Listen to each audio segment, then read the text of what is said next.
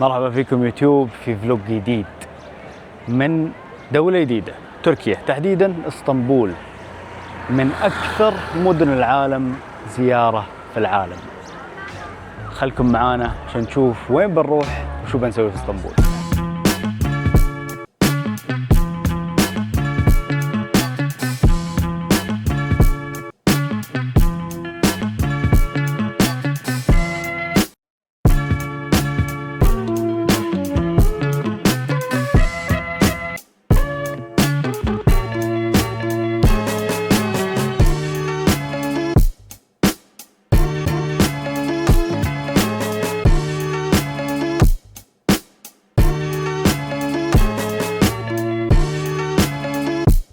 ما تشوف عزيزي المشاهد، أنت الآن في هذه العظمة. شوف طبعا وير Where? What do you have here?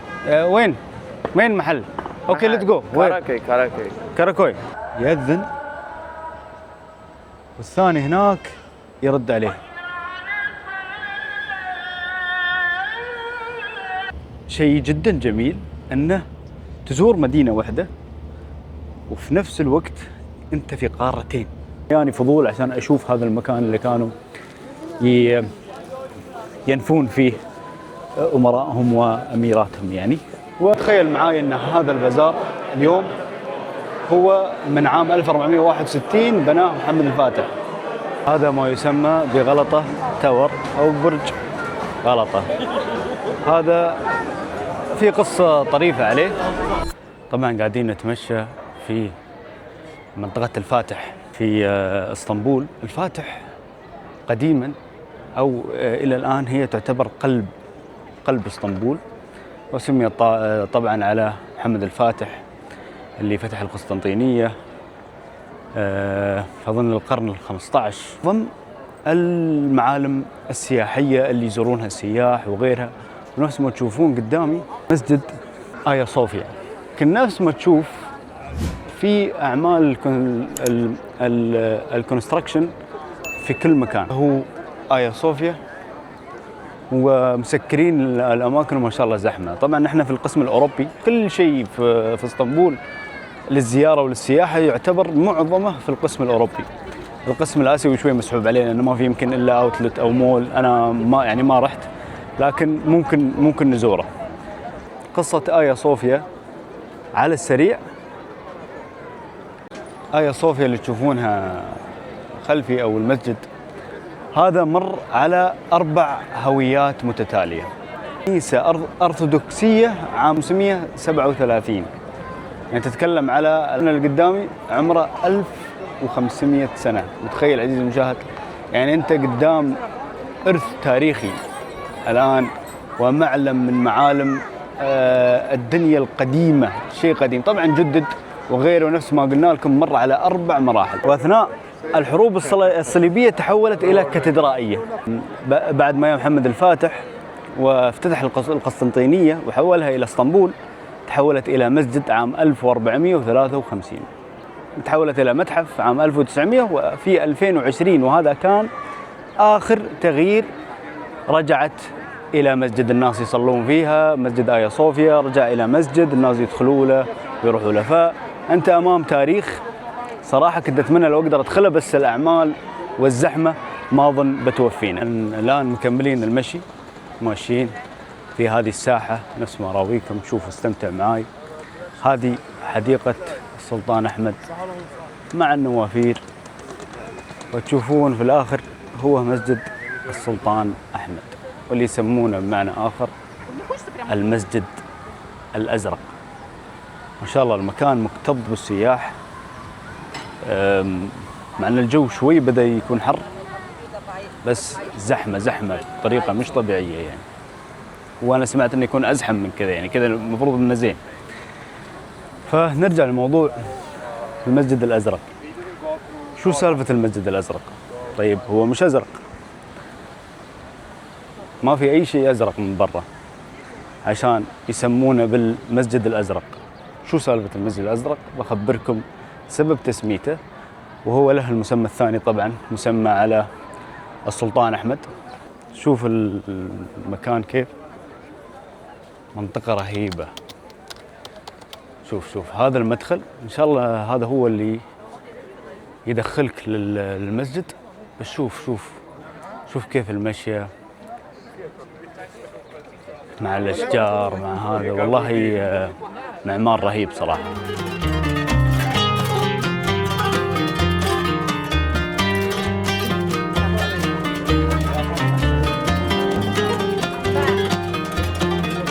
طبعا دخلنا إلى ساحة المسجد من الداخل، نفس ما تشوف ما شاء الله كمية الناس اللي قاعدين واقفين. هذه الساحة، وهناك يكون مدخل المسجد، وهذاك المخرج. هذه الساحة. أنت الآن شو قاعد تشوف قدامك؟ قاعد تشوف قدامك مسجد عمره ما يقارب 400 سنة، مسجد السلطان أحمد. السلطان أحمد هذا أيام الإمبراطورية أو الإمبراطورية العثمانية، بما أننا عارفين أن اسطنبول مرت على 3 إمبراطوريات، اللي هي البيزنطية والرومانية والعثمانية، وهذه هي آخرها العثمانية.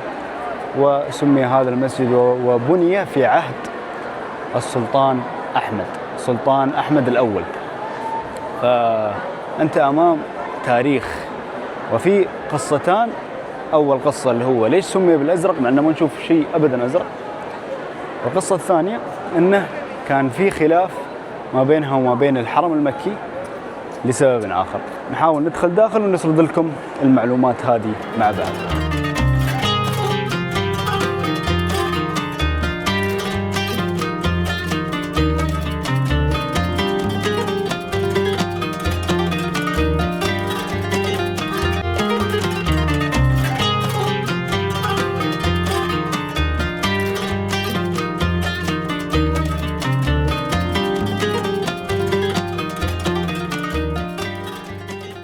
ما تشوف عزيزي المشاهد، أنت الآن في هذه العظمة. شوف، طبعا تم تجديده وترميمه كذا مرة، ولكن تتكلم على 400 سنة. الآن نرجع للسؤال ليش أزرق. نفس ما تشوف هني استخدمت فوق 6000 ولا ما أدري كم العدد بالضبط بلاطة زرقاء، فمن داخل نفس ما تشوف الألوان الأزرق الفاتح والأزرق الغامق طاغي في كل مكان من هذا الشكل الهندسي الرهيب صراحة. فلهذا السبب سمي بالمسجد الأزرق، إنه من داخل أزرق. فما شاء الله مسوين مكان للصلاة صغير تحت، هني يصلون. طبعا ممنوع تدخل بالجوتي، وهذا شيء يحترم مع أن المكان هنا سياحة، بس ما زال أنت في المسجد، فآداب المسجد ما زالت متبعة حتى لو في سياحة. هذا شيء جدا يحترم. المعلومة الأخيرة عن هذا المسجد، شيء صراحة أنا ما انتبهت له. لما تشوف هنا بتحصل فيه عدد مآذن كثير ما شاء الله. شوف وأنا ألف عدد المآذن في مسجد السلطان أحمد هي 6 مآذن، والحرم المكي كان 6 مآذن، فصار في خلاف أنه الحرم المكي يكون نفس السلطان أحمد. فهنا الحرم المكي مؤخرا أضاف مأذنة وصار 7 مآذن عشان يكون مختلف طبعا عن المساجد الأخرى. فهذه المعلومة أنا توني أعرفها، وبعض المعلومات يعني ما كنت أعرفها، لأن تاريخ تركيا والتاريخ الإسلامي في تركيا جدا جدا جدا عريق، وأنا ما أبحرت فيه، يعني عندي معلومات بسيطة. فنطلع مع الناس، زحمة الناس ما شاء الله، نطلع ونشوف وجهتنا الثانية بإذن الله. هذا مخرج مسجد السلطان أحمد، على طول تطلع هنا تدخل في ممشى. هذا الممشى ما بين مسجد آيا صوفيا ومسجد السلطان أحمد، ممشى طويل، تشوف الناس قاعدين، أجواء صراحة رهيبة. أنا شوي أسحب كلامي على موضوع الجو، لا الجو جيد، الجو زين، يعني أنا أنصحك إذا جاي تعال نهاية شهر 5، بس إذا دخلت في شهر 6 فالجو بيكون حر فعلا لا يطاق. وانت تتمشى بتشوف شيء عجيب. أنت في فعلا بلد التاريخ. نفس ما قلنا اسطنبول مرت على 3 إمبراطوريات وموجودة من قديم الأزل بمسمى القسطنطينية، وبعد ما يا محمد الفاتح تغيرت إلى اسطنبول وهالمنطقة كلها الفاتح. فوانت تمشي تحصل هذه المسلة كذا، تحصل صرح كبير. لو تركز خليني أسوي لك زوم، موجود عليها نقوش فرعونية. شو قصتها المسلة؟ شو سالفة المسلة؟ وشو جابها هنا اسطنبول؟ زين، قصة المسلة يا طويل العمر شيء عجيب غريب. في الإمبراطورية الرومانية اللي هي بعد البيزنطية وقبل العثمانية، الإمبراطور الروماني والله ما أعرف شو اسمه جاب المسلة هذه عام 390 من مصر، نقلها. المعلومة الصادمة أن لما نقلها 390 هذا ما كان طولها الحقيقي. يقولون في التاريخ أن هذا مجرد قمة المبنى اللي هو قمة المسلة نفسها، ولكن كان طولها أطول من كذا بكثير. تتكلم على شيء موجود هنا في هذا المكان، في ساحة محمد الفاتح، في ساحة السلطان أحمد، موجود من 1600 سنة. هذه المسلة الفرعونية صراحة شيء جميل لما تكون واقف قدام تاريخ وسنوات من الحضارة. وهاي طبعا شكلها ما تم لمسها، ما تم تغييرها، ما تم هذا، بس هي جزء صغير من طول المسلة. عجيب والله، معلومات أنا ما كنت متخيل إن في يوم من الأيام بوقف قدام سنين وسنين من الحضارة صراحة. طبعا تمشاية ما في أحلى عنها في هذا الميدان، ميدان السلطان أحمد. قاعدين نشوف المباني نفس ما تشوفون وراي، وناس وعالم. بس مقارنة للفيديوهات اللي شفتها صراحة، هذول الناس ما يعتبرون زحمة صراحة، نفس الزحمة اللي شفتها في شهر 2 و3 في لما كان الجو بارد. فأشوف أن أفضل وقت تقدر تزور فيه يمكن هذا الوقت. أنت تمشي تقدر تركب الباص الأحمر، هذا باص سياحي. تقطع من هذه اللي لابسة أحمر هنا تشوفها، تقطع الباص اللي هو تذكرة الباص، أظن سعر رمزي. تتوكل على الله ياخذك لفة في هذا المكان. وطبعا الباص هذا نفس ما تشوف اللي هي آيا صوفيا، بس تشوف هناك أعمال إنشائية ومسكرين نصها تقريبا. فما أظن أن هي أفضل فكرة أن أنت تزور آيا صوفيا. للأمانة متعة، الشوارع فعلا متعة، وأنت تمشي تحصل اللي يبيعون والناس فرحانة، اللي يبيعون الكستنة والذرة، وهذا الشعب بسيط وجميل. وتي عندك شوف الشوارع محلاها كيف، شيء فخم صراحة ومرتب. يعني انت طول ما انت ماشي انت مستمتع. محلات طبعا تبى تشتري، هاي كلها منطقة اللي ما حول ميدان السلطان أحمد. شوف كيف الشارع كله للترام فقط، ترام مع المناظر التاريخية الجميلة هذه. شوف زحمة الناس أمام المحلات، شوف الترام كيف.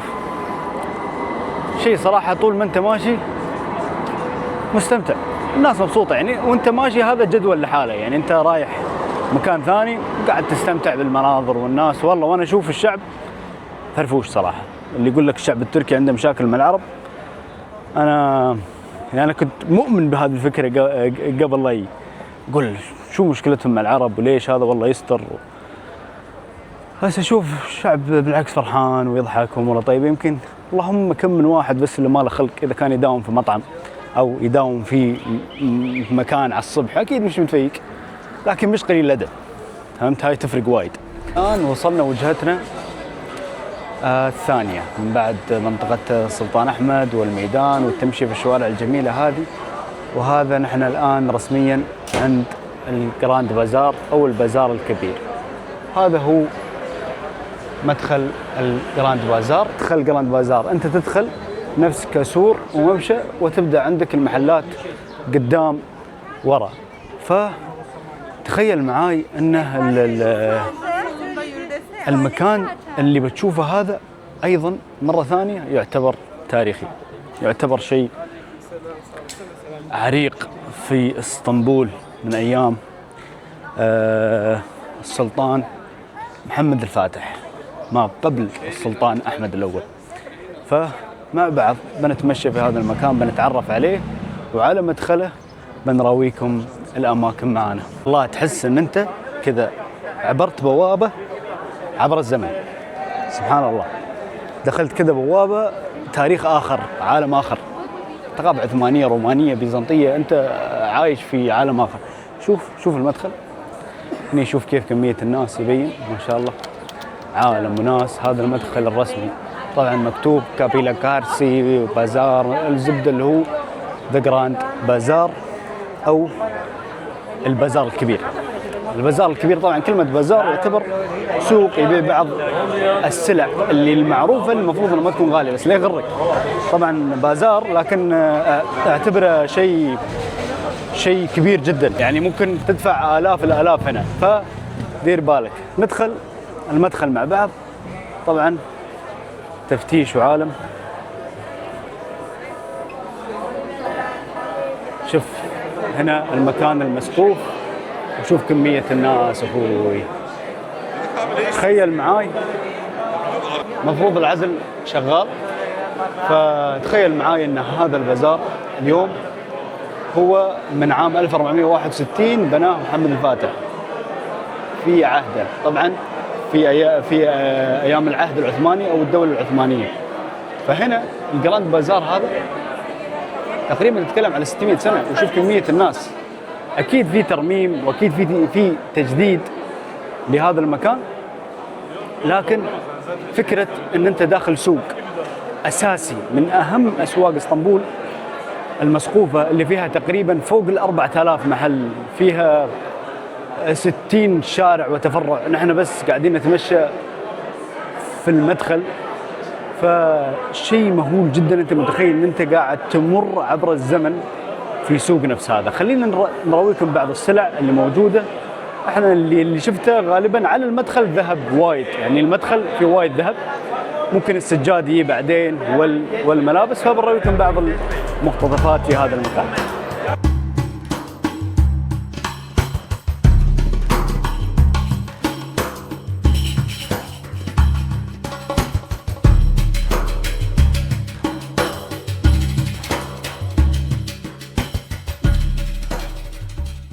كمية أسواق خيالية صراحة. قاعد تمشي أنت ما بين محلات سكيك، 60 شارع قاعد تمشي فيه، محلات يمين يسار. يذكرني يا أخي بسوق واقف اللي في قطر، اللي صورناه في فلوج قطر. شوف نفس المكان بس على أكبر، محلات شوي مبنية محدثة يعني، وكله مغطاه. سوق واقف كان مفتوح شوي، وفيه طبعا أماكن مغطاه، لكن نفس الفكرة. أنت قاعد تمشي ما بين محلات. بس والله انتبهت على شغلة، خلني أقول لكم إياها. المعلومة هي يوم تدخل طويل العمر يوم تدخل في البازار، أنت تتحرى أن البازار معروضات بسيطة، لا في ذهب، في أشياء ممكن تدفع فيها. رحنا عند بهارات حسب لنا إياها ب 7000 ليرة. صح إنه لو تحوله بالدرهم يطلع لك شيء بسيط، لكن على بهارات ترى مبلغ كبير جدا، وكمية بسيطة ترى أتكلم فيها. فهنا أنت كاسر طال عمرك، شغلتك تكاسر. هم فاهمين الليلة سياحة فقط بحتة، فكل نصب بنصب مبنية. لا تقول لي في محل يعطيك سعر صح من البداية، كله نصب بنصب، فدير بالك.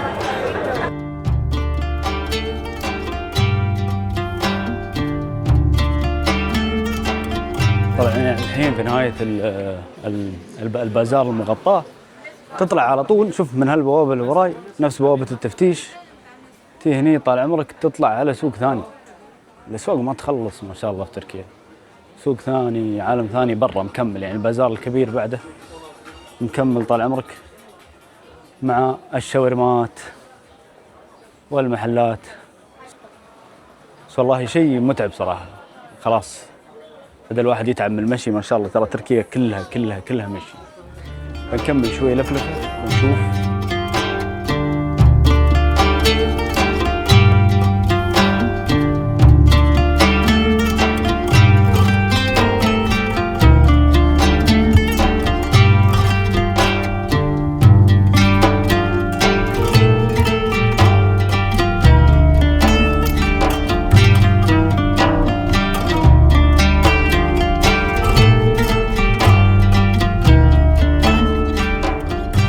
رايحين إلى وجهة ثانية من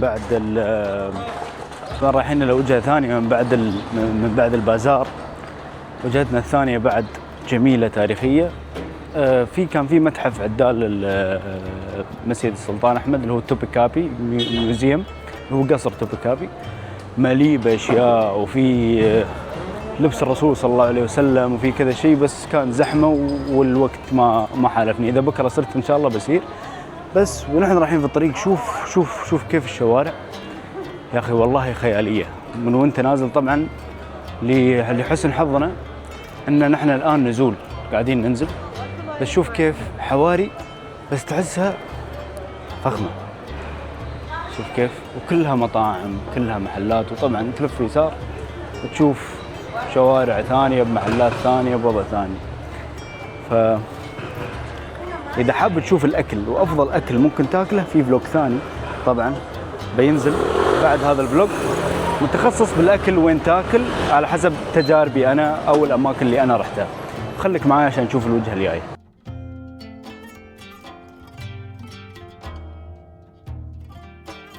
إلى الوجهة بعد صعوبة صراحة، الواحد تلته لين يوصل هني، طلوع ونزول. شوف معاي الإطلالة الجميلة هاي، شوف عزيزي زحمة الناس. شوف هذا البرج، هذا ما يسمى بغلطة تاور أو برج غلطة. هذا في قصة طريفة عليه، بس بعد من المباني اللي تعتبر من 600 سنة وفوق. هذا طبعا كان يستخدم للتحصينات، ونطلع على مضيق البوسفور وبرج مراقبة وكل شيء، لكن حاليا صار سياحي. طبعا برويكم بعض الإطلالات الجميلة عليه وأخبركم قصته.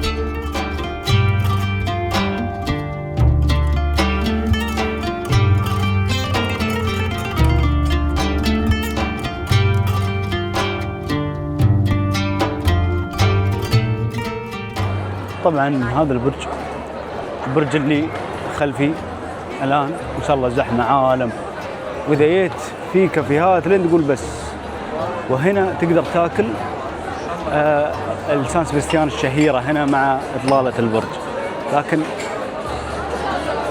القصة على السريع، في هذا البرج اللي تشوفونه وراي الآن كانت أول محاولة طيران، ما أدري اسمه شيء شلبي وشلبي، عالم تركي، ولكن اندبق قطاع حراسة، وكانت أول محاولة طيران في التاريخ. الله أعلم هل هذه قصة حقيقية أم لا، الله أعلم. بس نستمتع بالشارع هذا الجميل. شوف كيف إطلالة رهيبة مع كافيهات، كمية كافيهات ومطاعم خيالية صراحة، فوق الخيال والله. هني لا تضيع، تعال وشوف. طلعنا من بعد البرج صراحة، شارع البرج، وحتى اللي تشوفونه وراي ترى بعدني أنا عند البرج اللي هو برج غلطة. منطقة غلطة هي ما بين أوغلو وكراكوي، بجانب تقسيم، يعني بعد تقسيم بشوي. فإذا جيت هالمنطقة اطلع تمشى كذا بس حول البرج، والله كل المحلات عندك. لا تتبع الناس اللي يقول لك روح المكان الفلاني، جرب الشيء الفلاني، انت روح واستمتع وجرب، تمشى. يعني شوف براويك الشارع كيف الحين، شارع ممشى، الناس يمشون والبرج قده خلاص ورانا. أشوف مطاعم وكافيهات كلها باسم قلطة أو غلطة. فاستمتع أخوي وتحصل الكستنة، الآيس كريمات حولك، كل شيء مرة. دامنا نمشي ندردش معاكم في الأجواء الجميلة هذه. الشارع صراحة عايبني جدا. شوف كيف ما شاء الله. بس الحمد لله نحن نزول، الله وفقنا إن دائما نزول. شوف الشارع كيف، المحلات والله ما تضيع. تعال اسأل، شوف شو تبى بتحصل. بس كيف أنا أتنقل يا طويل العمر؟ أنا أي شيء بعيد أوبر، ما أخذ لا شو اسمه المترو ولا القطار. ما أحب صدعة الراس صراحة وما في راحة. لكن أوبر خلص عمرك، اشبك الكريدت مالك يسحب ولا تفاصل في سعر. أوبر هو اللي يحط لك السعر، كان غالي شوية أو رخيص راضيين فيه. أما الأماكن هذه القريبة 5 دقائق تعمد إنه إيش اضبطها. يعني من البرج هو يعتبر أعلى شيء، فإذا بتروح البرج بتاكسي هذه فكرة ذكية. بعدها تتمشى تنزل لكراكوي وحول الشوارع، فبتكون بهذا المنظر كله نزول. صدقني هذه تفصيلة صغيرة تفرق معك وايد. تخيل كل شوارعك ومشياتك طلوع، والله بتهلك. دخل علينا المغرب في كراكوي. لا منطقة كراكوي والله شارع جدا فخم. سوري جد already order. Order fish wrap. If you don't like, we don't pay free. Yeah, where is your fish restaurant? Fish wrap. Uskumria. Where?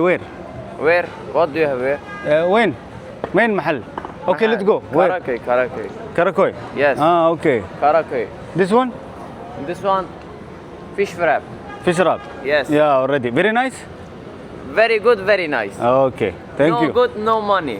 No good, no money. Yes. You sure? If you don't like, we don't pay free. Okay, thank you brother. تشوفون الشعب هنا أموره زي العسل. هنا شارع كله فيش ماركت مثل ما تشوف. فيش، سندويشات الفيش مالهم شوف هنا وهنا. طبعا في الايس كريم وغيره، بس من تدخل ما في الا فيش. وانا صراحه الواحد شبعان، يعني كلنا لين ما قلنا. بس شارع جميل ان انت تتمشى فيه في كراكوي. هذا اول ما تدخل كراكوي على طول بتشوفها، ما يبالي ريحه السمك بتجيبك. فنشوف لنا فيش، يمكن ناخذ لنا واحد ولا شيء وعليه.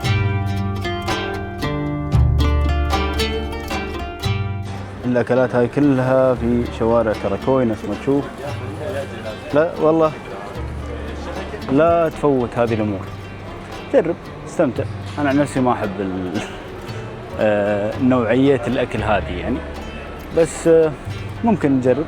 خلينا نشوف. ما زلت تتمشى في كراكوي، والفيش ماركت ما زال في كل مكان ما شاء الله. بس أنا في وجهة نظري الآن هذا المكان يمكن يكون أحلى شارع في اسطنبول بوجهة نظري. بكتب لك اسمه بس يوم ندخل شوي داخل. خلني بس أرويك كيف المدخل. شوف هذا المدخل هو بهالشكل. تريا معاي عشان تشوف جمال هذا المكان. هذا هو الشارع نفس ما تشوف، مطلع على المينا الممتد حق غلطة بورت. طبعا هذا ممشى ثاني مطاعم هناك، وهنا هذا الممشى. لكن الحركات اللي كانوا مسوينها للأسف على حظي شلوها، ولا كان في الصور يبين أجمل. بحط لك اسم الشارع أنا لأن خلاص ما عاد أتكلم تركي لأن شوي لساني نعوه، عرفت؟ فبحط لك اسم الشارع اكتبه وتعال واتوقع. هذا ما تبقى من ليتات الشارع وزينة الشارع. صراحة جميل كذا، حركات كذا يعني ما شاء الله. والله اسطنبول طلعت جدا جميلة، حواريها ومحلاتها وأماكنها. لما تطلع من الشارع هذاك كلب الفنان تحصل هذا المكان تحت الأرض. تنزل وتكتشف ان في سوق كامل تحت الارض. يا اخي يا كثر الاسواق، والله هذا تعرف اللي يحيرك من كثر الاسواق الموجوده. انت والله تحتار، ما تعرف شو تشتري، شو تخلي، طيب شو الزين شو زين. فما شاء الله محلات كثير، عندك كل ما تتمنى. منو متخيل انه تحت الارض، وهو واضح انه ممر يوديك للطرف الثاني، لكن استغلوه. قال لك خلني اسوي محلات بجميع انواعها، والحلو انه ما شم ريحته كله، معناته انه خلاص المطاعم فوق، تحت بس محلات. فيا كثر المحلات هني باسطنبول، والله ما تخلص مره. فكان ناقص لك شيء مره، تعال هني والله، والاسعار ترى جدا جدا جدا مناسبه، نفس ما تشوف نفس ما قلت لك. هذا يوديك للطرف الثاني. خليني اكبر لك نفس ما تشوف هني، هذا هو المخرج على طول. كذا انت طلعت الطرف الثاني من المدينه. صبحكم الله بالخير يوتيوب. ثاني يوم قاعدين نمشي في اجدد اماكن اسطنبول. وين بالضبط؟ مكان تبى تروق تتمشى فيه، تعيش الاجواء الطيبه عدال البحر. امس ما رحنا اي مكان كان فيه بحر يعني. اليوم نحن في ميناء غلطة بورت. المكان والله عالم ثاني. شوف كيف المحلات. طبعا مستوى المحلات اختلف تماما عن البازار مثلا او غيره. شوف فخامة المطاعم، شوف فخامة الاماكن. يذكرني بمشاريع دبي اللي هو بلو ووترز ايلاند، جي بي ار وسوالف هاي. صراحة المكان وايد وايد وايد فخم. شوف كيف اطلالته. طبعا مسوي لك الديزاينات، يهالي يلعبون، عوايل، جلسات، نفس ما تشوف. وهذه الإطلالة السحرية على مضيق البسفور. هذا يبين من هنا الجانب الآسيوي. لو تشوفه خلني أزوم لك هنا. طبعا تقدر تشوف الطرف الثاني هنا، هذا هو الجانب الآسيوي، وهذا هو الجسر اللي وينه؟ هي الجسر هذا هو اللي عند الباخرة، فوق الباخرة على طول جسر يوصل القسم الأوروبي اللي نحن فيه مع القسم الآسيوي. يا أخي شيء جدا جميل أنه تزور مدينة واحدة وفي نفس الوقت أنت في قارتين، مش قارة واحدة اللي هي أوروبا أو القسم الأوروبي اللي هو في قارة أوروبا، والقسم الآسيوي اللي شفته هناك وهو في قارة آسيا. خلونا الآن نراويكم بعض الأشياء الحلوة اللي موجودة في هالمكان. نراويكم مقتطفات حلوة وبنشوف وين نقدر نروح فيه.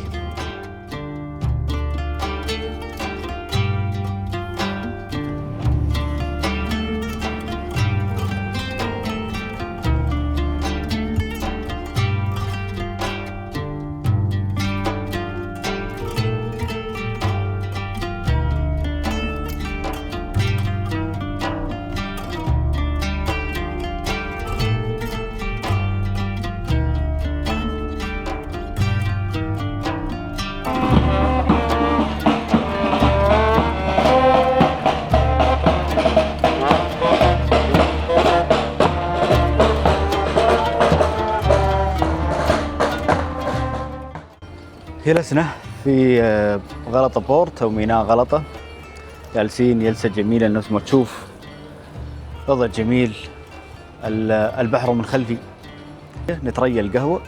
طبعا القهوة أساس إن أنت شو تتركشها، تكون تركش كوفي.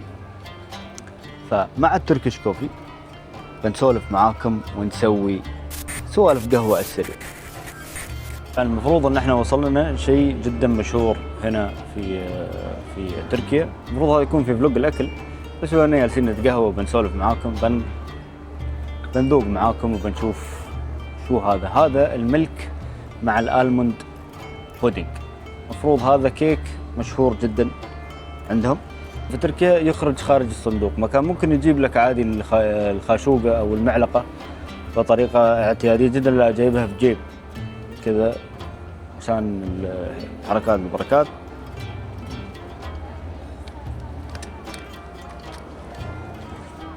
جميل والله، عادي جدا حلو.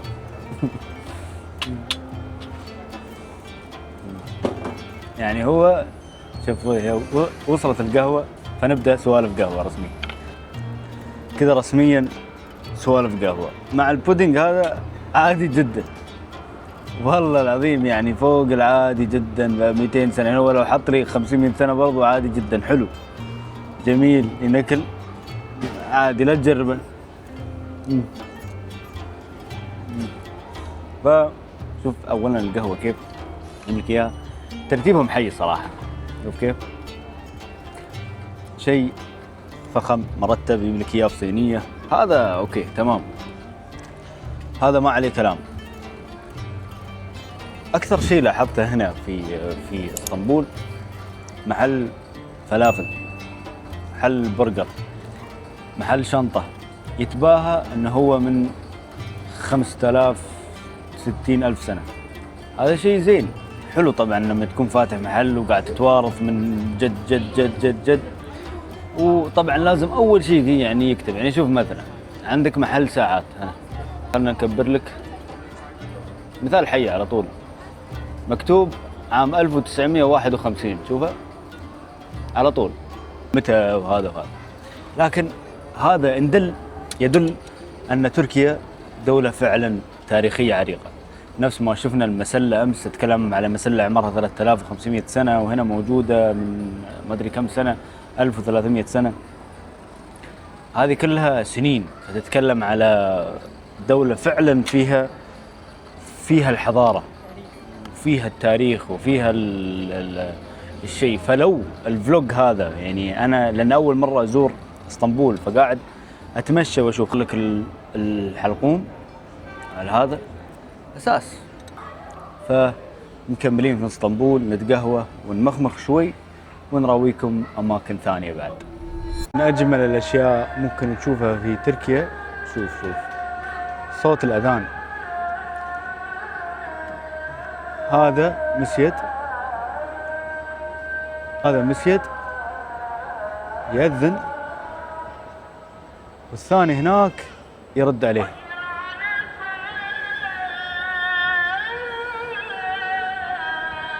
شوف اسمع.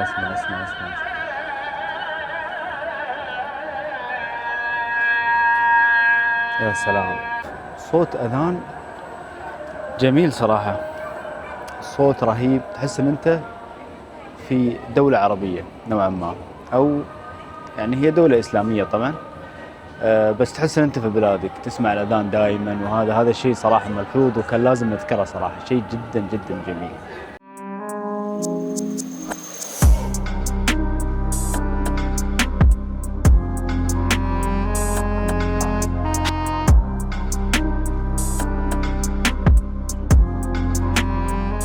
احلى شيء الاشياء المفاجئه اللي تجيك بدون اي خطط، اي ترتيبات. تحصل شو مسوين تجمع سيارات انتيك، سيارات قديمه. شوف هذا كله عند غلطة بورت طبعا، اللي تونا طالعين منه. شوف كميه السيارات كيف، التلفزيون ياي واشياء. شوف شيفرليه، كاديلاك، جميع الانواع. شوف تجمع حقيقي عند المسجد الرهيب هذا صراحة. وتركات جو والله. تركيا روح يا عزيزي وتمشى والله، لا تخطط، اطلع من غلطة بورت تحصل لك تجمع.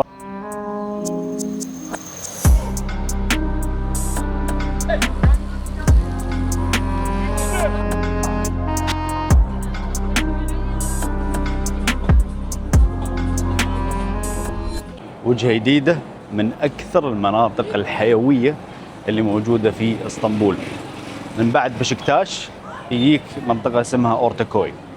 الشارع هذا اللي يدخلك على أورتاكوي سكوير. شوف معاي، يمكن أنا أرجع شوي في كلامي على موضوع الشارع اللي هو كلوب، من أجمل شارع. هذا ممكن يكون من أجمل الشوارع أو من أجمل المناطق. تماشي في مكان جدا رهيب وكله حواري، وأيضا محلات سوفونير، لو تبى شو ما تشتري تحصل. ما تضيع هني مرة ما تضيع. فشايف معاي كيف أنت المنظر، المكان كيف مرتب بمطاعمه بأماكنه. اكتب أورتاكوي والحين براويك السكوير نفسه، الميدان، وفيه مسجد أورتاكوي. طبعا في بشكتاش احنا حاليا في شهر 5 جدا زحمة. لما ركبنا الأوبر يمكن قعدنا المفروض المشوار ربع ساعة، قعدنا يمكن فوق النص ساعة، قريب ل40 دقيقة. فهذا بسبب نهائي اليوروبا ليج. المتابعين كورة طبعا فاهمين أنا شو أقول. نهائي اليوروبا ليج بين أستون فيلا وما أدري الفريق الثاني والله ألماني ناسي اسمه. مباراة مش مهمة ولا كنا حضرناها ورحنا وطمشنا هناك. فشوف معاي الشارع آخر شو تدخل تحصل هذا الجمال. شوف شوف شوف شوف معاي ميدان كامل، سكوير كامل، مع إطلالات رهيبة وناس والجو الحين تقريبا الساعة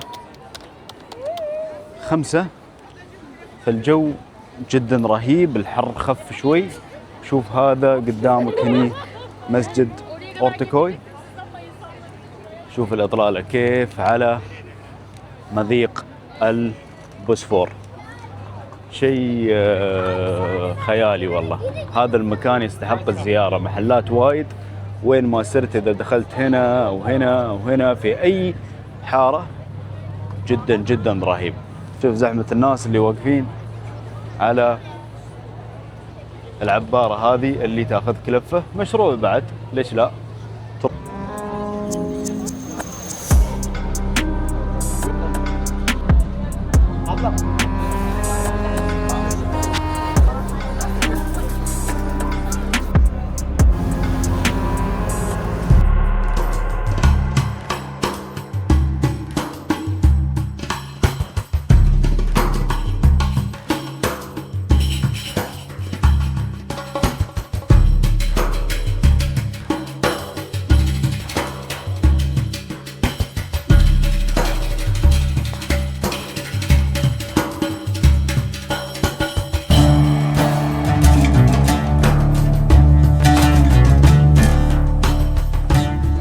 صبحكم الله بالخير من مكان جديد، يوم جديد. طال عمرك نحن وين؟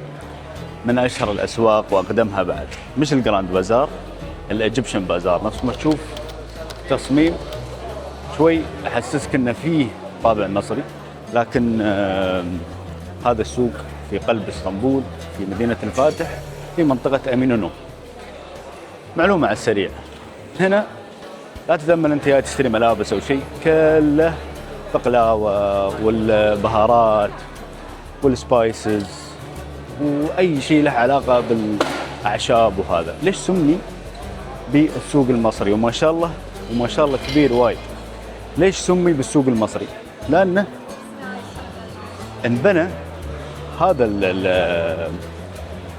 هذا السوق طال عمرك من الضرائب اللي كانت تجي من مصر، واغلب البضاعة والبهارات اللي كانوا يجيبوها كلها من مصر، فسمي بالسوق المصري او بمسماهم التركي او الاسم الدارج ماله ايجيبشن بازار او السبايس بازار، يعني سوق البهارات. صراحة جو حلو، منطقته حلوة، والمنطقة الخارجية اللي هي امينونو تطل طبعا على منطقة امينونو وفيها المراكب، وهي منطقة بحرية اكثر، فبتحصل فيها سمك، تحصل فيها بهارات السمك، تحصل فيها اي شيء يخص الصيد والبحر. وهذا اليوم ورانا رحلة بحرية ورحلة مختلفة عن نوعها. خلك معاي عشان تشوف بعد السوق وين رايحين.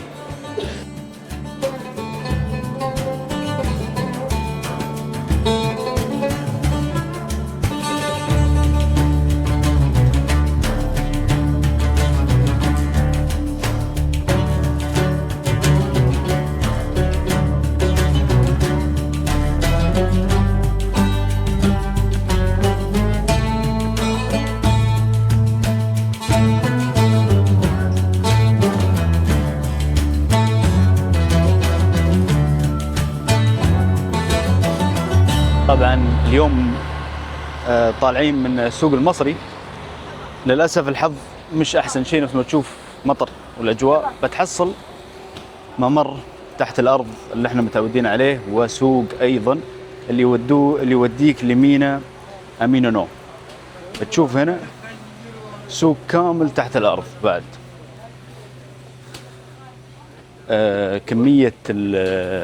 كمية المحلات مهولة يا جماعة الخير، مهولة كبيرة.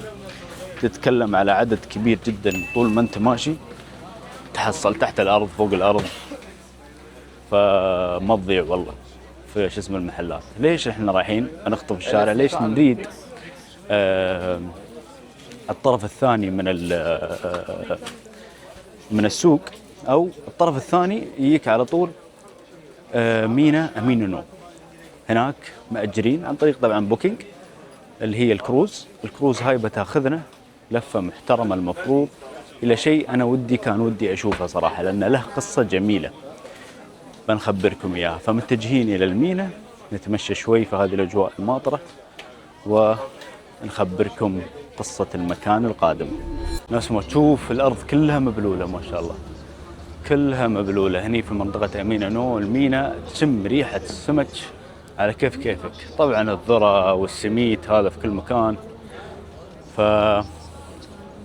إذا تبى تاكل بحري واضح أن هني محلات متخصصة في البحري، لأن منطقة ساحلية يعني كلها صيادين ومراكب وكروز. بس يا أخوي المطر يا عزيزي والله ما كان متوقع والله، مع أن دخلت شيكت الوذر أنا مش جاهز، فما كان قايل شيء، بس إنه خلونا نشوف كيف الأمور. طبعا هنا على الوقت هذا هو البوت، كل شيء سموث مسهل. البوتات عاد لعبتنا،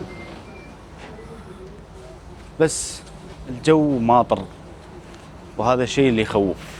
بس خلنا نشوف نلحق لنا مكان حلو. طبعا نفس فكرة أي بوت، مطعم مع سيتات وخدمة، بس نحن نبى اللي فوق. خلنا نشوف كيف أجواءه، وإن شاء الله الرحلة تكون سعيدة. أنا رايحين جزر جدا جدا جميلة. طبعا طلبنا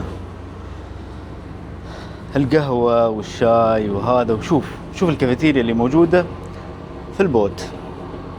هذه الكافيتيريا حرفيا شوف سندويتش اللي هو صدوق مع الجبن، طبعا حلال، كله حلال. لا تحاتي هني في تركيا كنا شغل البيت. عندي الوالدة الله يحفظها يعني تسوي لي واحد شبيه له يعني في البيت. تحركت الباخرة، ولحسن الحظ طبعا المكان شبه فاضي، الله أعلم.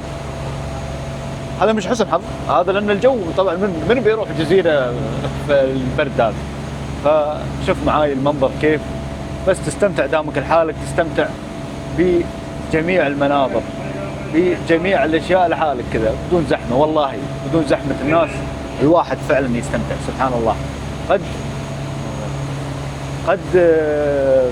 قد يكون وجود الناس في بعض الأماكن يخرب الجو أو يخرب الإطلالة أو يخرب الجو والمكان يعني بشكل عام. فشوف معاي المنظر كيف خرافي صراحة.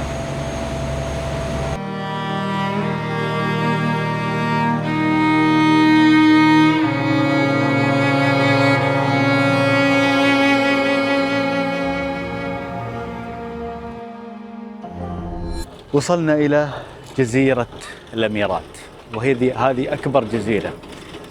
شوف معاي جمال المكان كيف خيال. هذه عبارتنا مروحة. شوف شوف شوف شوف شوف شوف. وهنا تبدأ قصة جديدة من هذا الشارع ومن هذه الجزيرة. الجزيرة طبعا لا يغرك، الجزيرة كبيرة جدا، تعتبر من أكبر الجزر. طبعا جزر الأميرات هي 4 جزر. بيوك أضا اللي نحن فيها الحين هي أكبرها. خلني أراويك المكان وبعدين أسرد لك قصة المكان.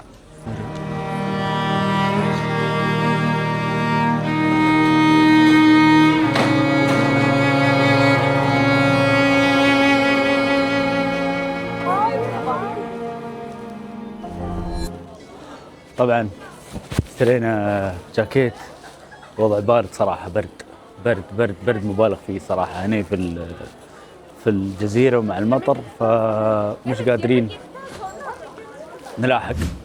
فخلنا نخبركم القصة بشكل عام. الجزيرة هذه جزيرة الأميرات، قصتها جدا جدا جميلة.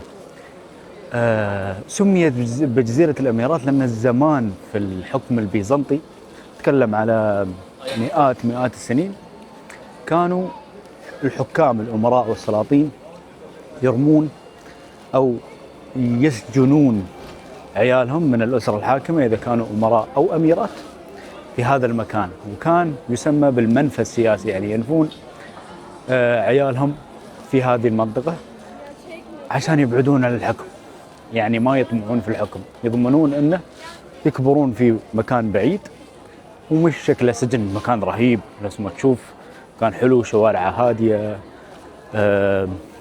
في العربات والأحصنة وكل الخدمات وبيوت على البحر وشيء مرتب. فهدفها أنه كانوا يقعدون هناك ويكبرون الأمراء والأميرات في هذه الجزر الأربعة. اليوم نحن في جزيرة بويوك أضا اللي هي أكبر جزر الأميرات، هذه الأكبرها والحين هي السياحية. مع مرور الوقت تحولت من منفى سياسي إلى منتجع أو مكان للاستجمام للأسر الحاكمة الكبيرة اللي يجون يغيرون جو ويقعدون في هذا المكان ويغيرون. وبعد مرور الوقت خلاص صارت مكان سياحي وقصته تتداول في جميع الأماكن. فجدا جدا رهيب، أنت قاعد تمشي في مكان كان فيه ينفون أبناء الأمراء الأميرات والأمراء الصغار عشان يبعدون عن الحكم في اسطنبول، يكون بعيد عنهم هالصدعة يعني، ومش عارفين شو اللي قاعد يحصل. قصة غريبة.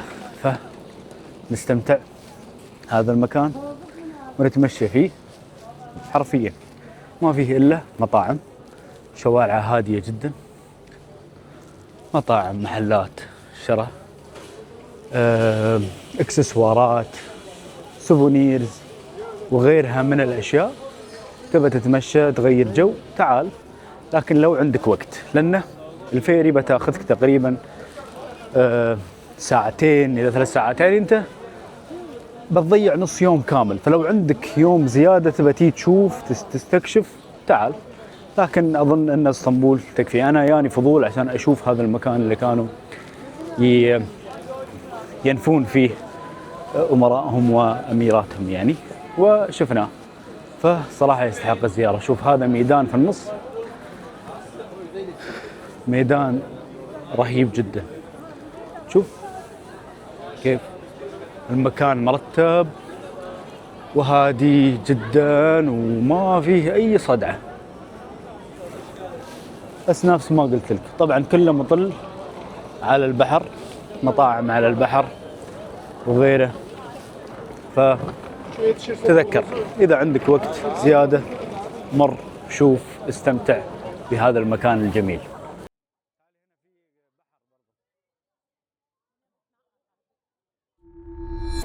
ومن تقسيم شارع الاستقلال، صراحة اسطنبول أبهرتني بأمانة.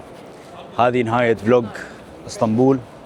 لفينا مع بعض، رحنا جزر، جربنا أشياء، أكلات في فلوج ثاني،